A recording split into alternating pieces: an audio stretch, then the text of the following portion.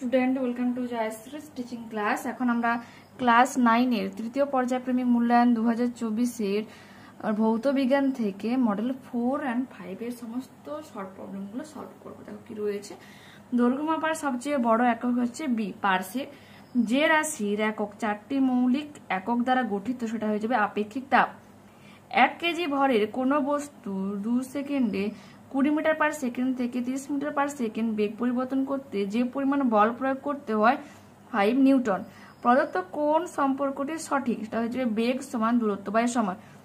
গভীরতা বাড়লে তরলের চাপ কি বাড়ে? এসআইতে পৃষ্ঠটানের একক হচ্ছে n × m⁻⁻1।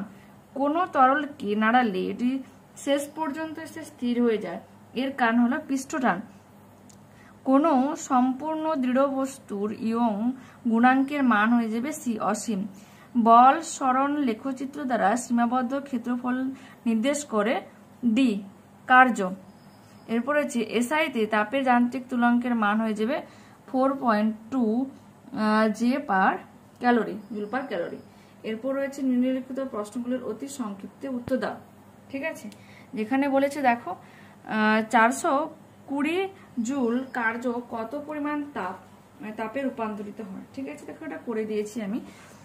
W = JH, যেখানে J সমান 4 × 2 জুল, জুল হচ্ছে অ্যাপ্রক্স রয়েছে। তো 420, এখানে J হচ্ছে তোমার ধ্রুবক। ঠিক আছে, 420 J = 4 × 2 J পার ক্যালোরি × H।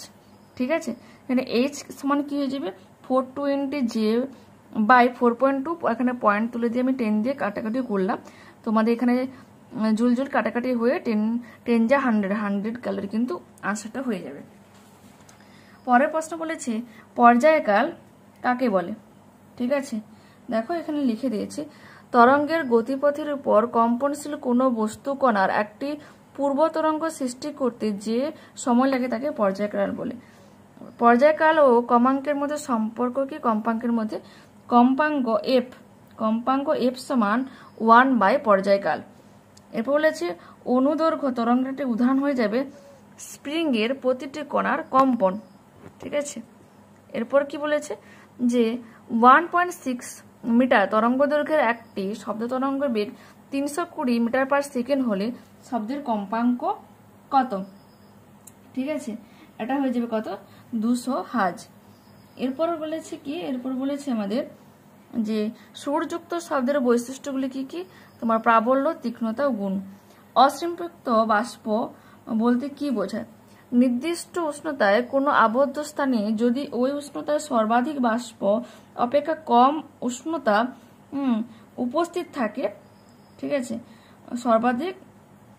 ওই উষ্ণতা সর্বাধিক বাষ্প অপেক্ষা কম বাষ্প উপস্থিত থাকলে কম বাষ্প উপস্থিত থাকে তখন তাকে আমরা কি বলবো? অসম্পৃক্ত বাষ্প। ঠিক আছে, দেখে নিয়েছ। পরের প্রশ্ন যাই, এটা তোমরা একটু টেক্সট বুক থেকে করে নেবে। 6টা 7টা বলেছে 500 ডাইন বল প্রয়োগের ফলে একটি বস্তুর সরণ কত হলে কৃতকার্য 0.06 জুল হবে। দেখো এখানে কি হয়ে যাবে? কৃতকার্য সমান প্রযুক্ত বল গুণিত সরণ। ঠিক আছে, আর 500 ডাইন এখানে সমান 0.005 নিউটন হয়ে থাকে। তো কৃতকার্য এখানে 0.06 জুল, প্রযুক্ত বল যেটা আমি ডাইন ছিল 0.005 নিউটন করে নিয়েছি ইন্টু এস সরণ, বা এস = কি হয়ে যাবে 0.06 জুল পার 0.005 নিউটন। আবার জে বাই এন সমান কি? মিটার হয়ে যায়। তো এখানে তুমি কাটাকুটি করবে, তো 12 কি হয়ে যাবে? 12 মিটার। ঠিক আছে, এটা হয়ে যাবে সঠিক উত্তর। ওকে, পরের প্রশ্ন কি বলেছে দেখো তোমার 10 কেজি ভরের একটি বুলেটের বেগ 400 মিটার পার সেকেন্ড হলে বুলেটের গতিশক্তি কত? ভর এখানে 10 গ্রাম মিনস 10/1000 কেজি, বেগ কত রয়েছে? ভেলোসিটি কততে রয়েছে? 400 মিটার পার সেকেন্ড।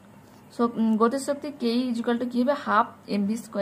তো এখানে কাটাকুটি করবে, আমাদের 800 জুল কিন্তু আনসারটা হয়ে যাবে। পরের প্রশ্ন দেখো, পরের প্রশ্ন আমাদের কি বলেছে? অবাধে পতনশীল বস্তুর ক্ষেত্রে আর্কিমিডিসের নীতি কি প্রযোজ্য হয়? এটা হয়ে যাবে না। এরপর বলেছে আপেক্ষিক গুরুত্ব ও ঘনত্বের মধ্যে একটা পার্থক্য লেখো। দেখো এটা আমি তোমাদের দেখাচ্ছি তার আগে যে নিউটনের প্রথম গতিসূত্র থেকে কি কি জানা যায়, কি কি জানা যায়, স্থিতিজাড্য, যে জাড্য জানা যায়, সেই জাড্যর মধ্যে কি কি রয়েছে, স্থিতিজাড্য, গতিজাড্য, আর কি বলে ধারণা পাওয়া যায়। ঠিক আছে, নিউটনের দ্বিতীয় গতিসূত্রটি বিবৃত করো। দেখো এই 9টা আর 10-এর অথবাটা আমি ইমেজ আকারে দিয়ে দিচ্ছি, তোমরা একটু দেখে নিতে পারো, তাদের বইতে রয়েছে, অবশ্যই তোমরা বই থেকে করে নিও। নেক্সট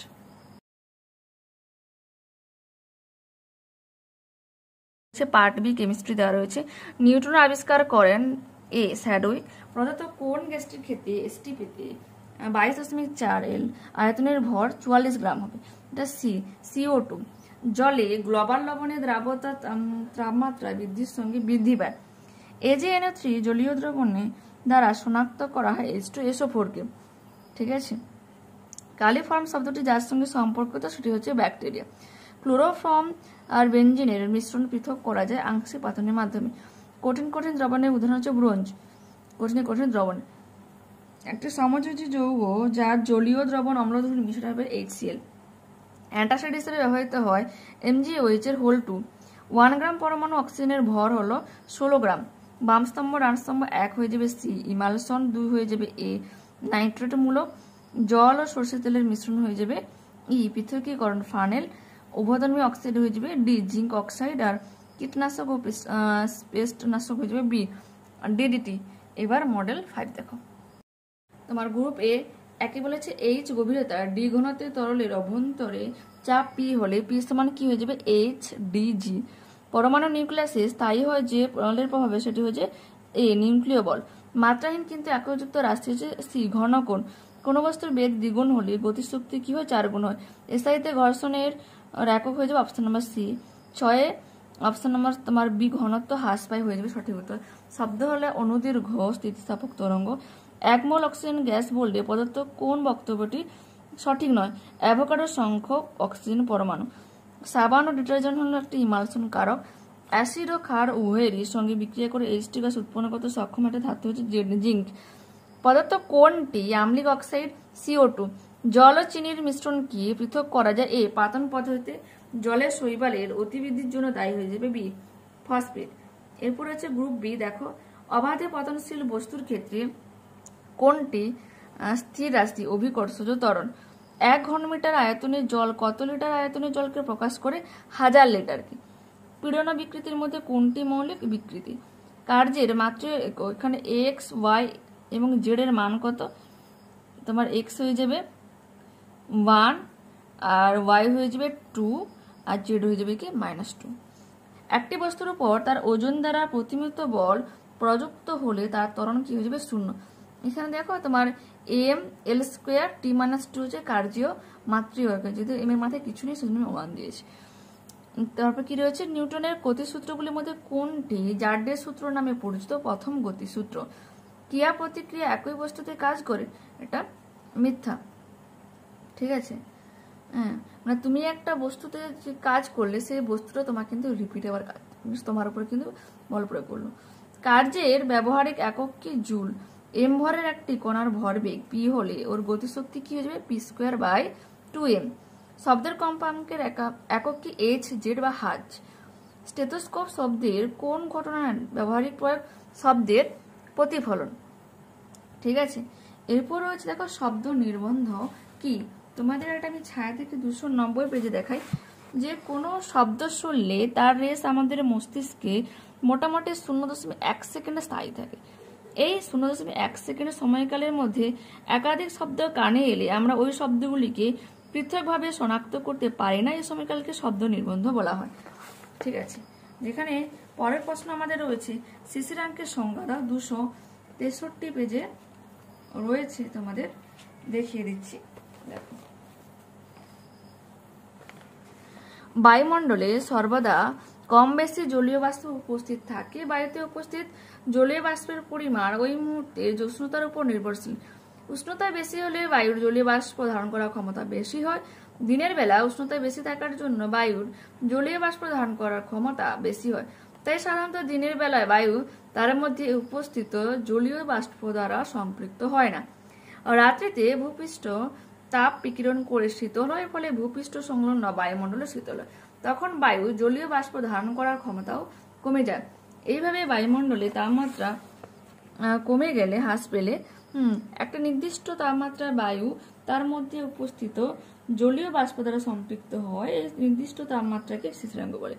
এক কথায় কি বলবো, যে নির্দিষ্ট উষ্ণতায় কোনো নির্দিষ্ট পরিমাণ বায়ু তার মধ্যে উপস্থিত জলীয় বাষ্প দ্বারা সম্পৃক্ত হলে তাকে স্থিতিস্থাঙ্ক বলে। যেহেতু 1 নম্বরে, তো তোমরা এক কথা যেটা রয়েছে ওটা তোমরা লিখতে পারো। ঠিক আছে, পরের প্রশ্ন দেখো কি রয়েছে, যে আপেক্ষিক তাপের এসআই একক কি হয়ে যাবে, যে K⁻⁻1 কেজি -1। লীন তাপ বস্তুর অবস্থান পরিবর্তন ঘটায়, উষ্ণতার পরিবর্তন ঘটায় না, সত্য। দেখো এবার তোমার 12 অথবা উত্তর হয়ে যাবে কি, স্যাডউইক আবিষ্কৃত কণাটি হচ্ছে নিউট্রন।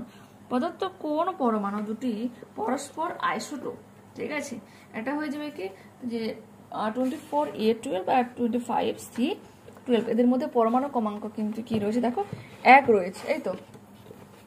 দেখো পরের প্রশ্ন কি রয়েছে, পরের প্রশ্ন আমাদের রয়েছে যে 1 মোল ইলেকট্রন সমান কত সংখ্যক ইলেকট্রন, 6.023 × 10⁻23 সংখ্যক ইলেকট্রন।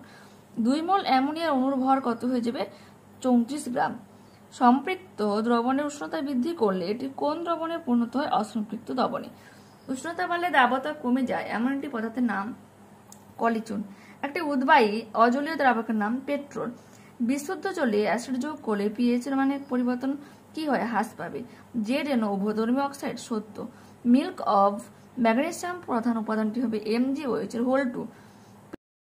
পেট্রোল ও জলের মিশ্রণ কি কোন প্রক্রিয়ায় পৃথক করা হয়, ভগ্নাংশ পাতন প্রক্রিয়ায় পৃথক করা হয়। নেক্সট, ঠিক আছে, এরপর বলেছে যে দুটি ভিন্ন স্ফুটনাঙ্কে তরলের মিশ্রণকে আংশিক পাতন পদ্ধতিতে পৃথকীকরণ করা হলে কোনটি প্রথম গ্রাহক পাত্রে সঞ্চিত হবে, যেটির স্ফুটনাঙ্ক কম।